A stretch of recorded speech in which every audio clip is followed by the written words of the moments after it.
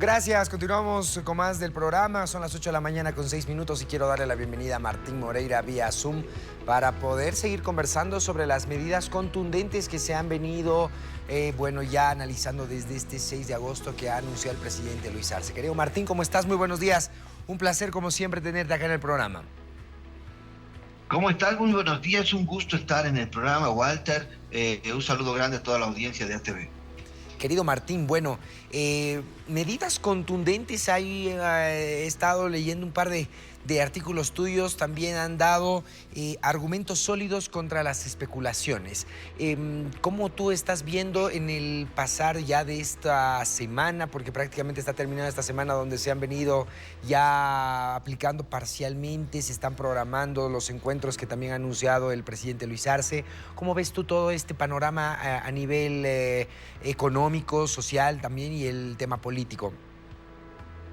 En primer lugar, teorizando, hemos sufrido lo que dice Slavoj Žižek cuando hay el abuso de los medios de comunicación frente a hechos concretos que son generados por altísima politización. Hemos sufrido un ataque muy fuerte donde los indicadores económicos te decían otra cosa y la realidad del mercado era totalmente diferente. Esto concreto en el caso del dólar, ¿no?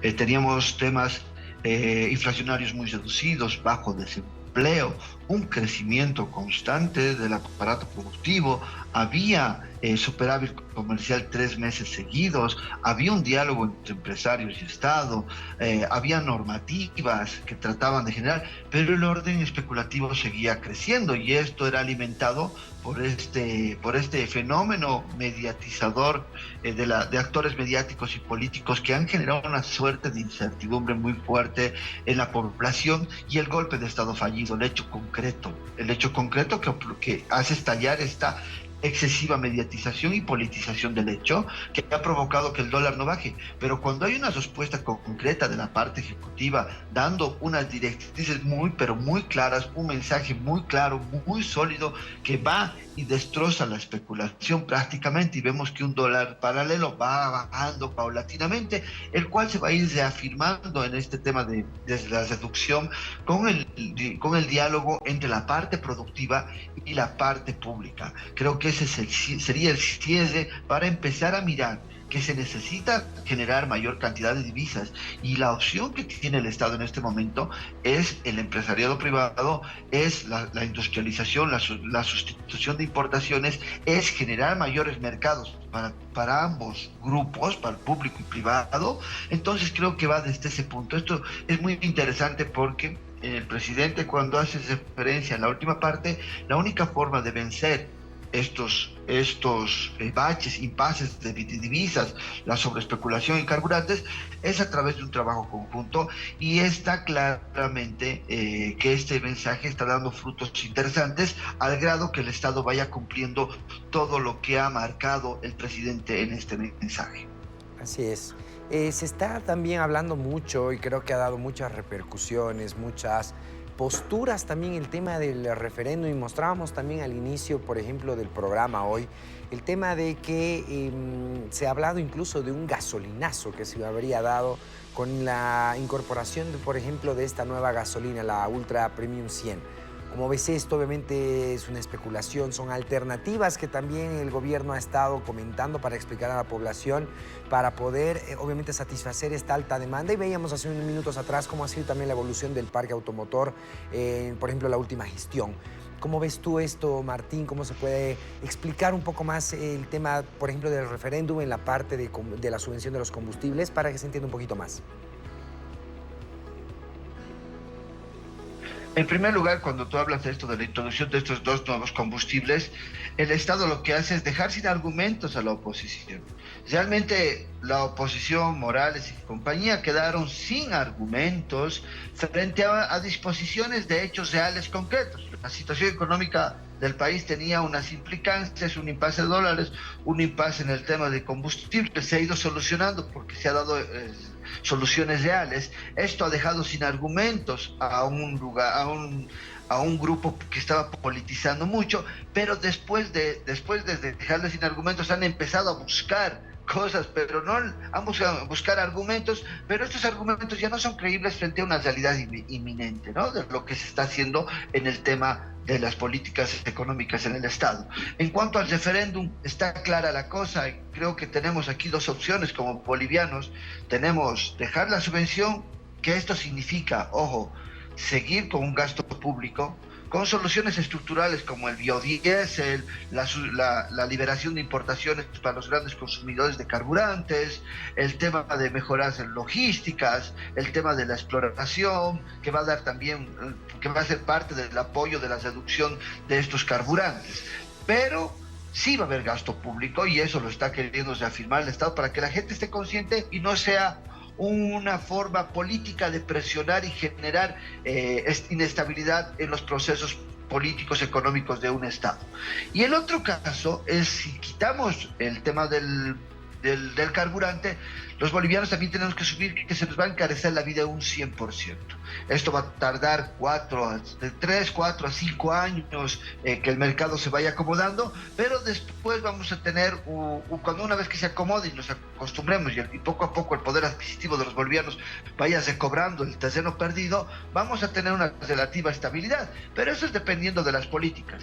Si continuamos con políticas de industrialización, sostenibilidad de importación, sostenibilidad de materias primas, sostenibilidad en la parte productiva, inversión en materias primas estratégicas, pero que estas giren alrededor del Estado público, dejando mayor cantidad de dinero, de divisas, esto va a funcionar en 4 o 5 años. Pero si llegamos a un proceso o un Estado donde nos devaluemos, donde prioricemos el dólar, donde generemos, en vez de generar industria pública en materias primas estratégicas, generemos una venta de estas a transnacionales, y aparte de esto empecemos a tomar políticas como es la reducción de los puestos de trabajo, generando filas de desempleos, vamos a tener que este tiempo de reacomodo después de quitar la subvención va a durar 20 años porque se va a insertar un nuevo proceso económico en el país.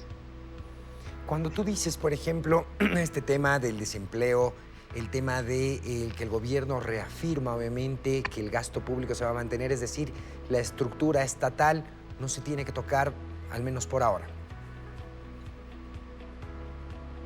Perdón, ¿me podrías repetir la pregunta? Te decía, sería muy amable. Sí, claro. Te decía, cuando tú mencionas que el gobierno asegura que el gasto público se mantiene, que obviamente se va por otro lado y se toman otras alternativas estructurales, es que, por ejemplo, el tema de la estructura estatal, cómo está organizada por el momento, se la seguiría manteniendo. En primer lugar, cuando yo escucho a los analistas decir hay que reducir el gasto público despidiendo empleados públicos, y tú analizas cómo está constituido este universo de empleados públicos.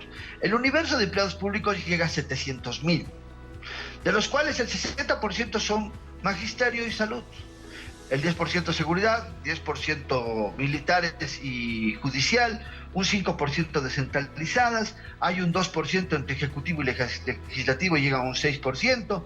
Eso es. Si me dicen que ellos quieren reducir el ejecutivo, reducen, pero realmente no son cambios estructurales. O sea, con todo lo que se ahorre no se va a poder generar grandes cambios estructurales. Si quisieras ahorrar de verdad, tendrías que despedir al magisterio o a salud, o por lo menos eliminar el 10% de seguridad.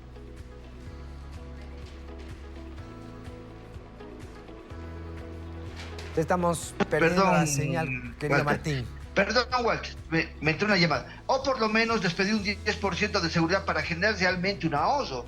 Pero esa no es la salida. Nunca va a ser la salida generar o engrosar las filas de desempleados. No va a ser. Ahora, cuando te hablan de las empresas públicas, habría que revisar quiénes son los CEOs de las empresas públicas deficitarias, los gerentes generales, perdón, ¿no? ¿Quiénes son los CEOs o los gerentes generales de las empresas públicas? ¿Por qué? Porque si está fallando es porque la cabeza que tiene esta empresa pública está fallando. Entonces hay que ver qué está haciendo mal. Hay que hacer una auditoría y en base a eso hacer ese cambio estructural. Estamos hablando de un 10%, de un 100% de empresas.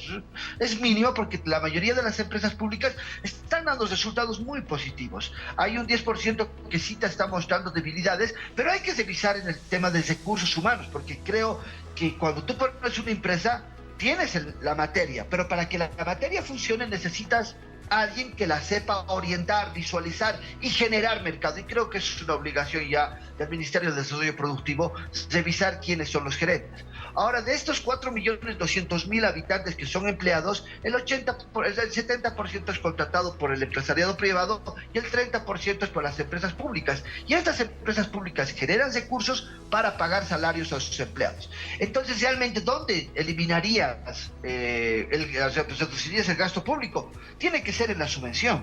Pero ¿cómo lo eliminas? Plantas de biodiesel y etanol, 690 millones de dólares. Eliminar el tema del sello de importación para grandes consumidores, el certificado de importación, eso te ayuda, ¿sabes cuánto? A bajar casi 200 millones de dólares. El tema de buscar combustibles alternativos como el premium, la gasolina especial premium o el ultra 100, gasolina Ultra 100, estas dos están buscando un nicho del 20% de autos de alta gama o autos modernos. Entonces estás hablando de un 20%, más o menos unos 200 millones de dólares también. Entonces podrías llegar fácilmente a disminuir tu subvención y esta sería sostenible.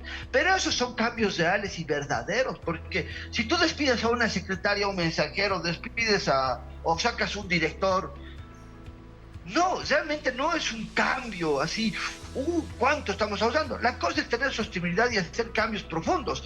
Las plantas de biodiesel te van a generar biocombustible por muchísimos años. Que los grandes consumidores se traigan su combustible para ellos, también te va a generar muchísimo ahorro. Instaurar 2 tipos de gasolina te está aliviando un 20% del nicho de mercado. Entonces son temas estructurales que se los tienen que hacer, como el de la industrialización, la sustitución de importaciones. Son cosas reales, invertir en las materias primas para generar recursos, no ir y hacer masacres blancas como lo ha hecho Milei, 120.000 despidos, y no ha cambiado nada estructuralmente el gobierno de Argentina. Al contrario, tienen ahora un 60% menos de importaciones y un decaimiento del 80% de sus exportaciones. Pese que es un gobierno que ha liberado las exportaciones sin priorizar el mercado interno, como lo hace el país, prioriza primero el mercado interno. Estamos hablando de que cuando libera la liberación, exportación plena, le dice al empresario, dime tu planificación anual y tu planificación quincenal para saber cómo aumentar los productos a mi mercado interno, que es mi prioridad para mantener el poder adquisitivo. Y tráeme los dólares, necesito los dólares en el sistema financiero, y creo que esas son las 2 condiciones donde va a girar toda esta reunión, este diálogo productivo.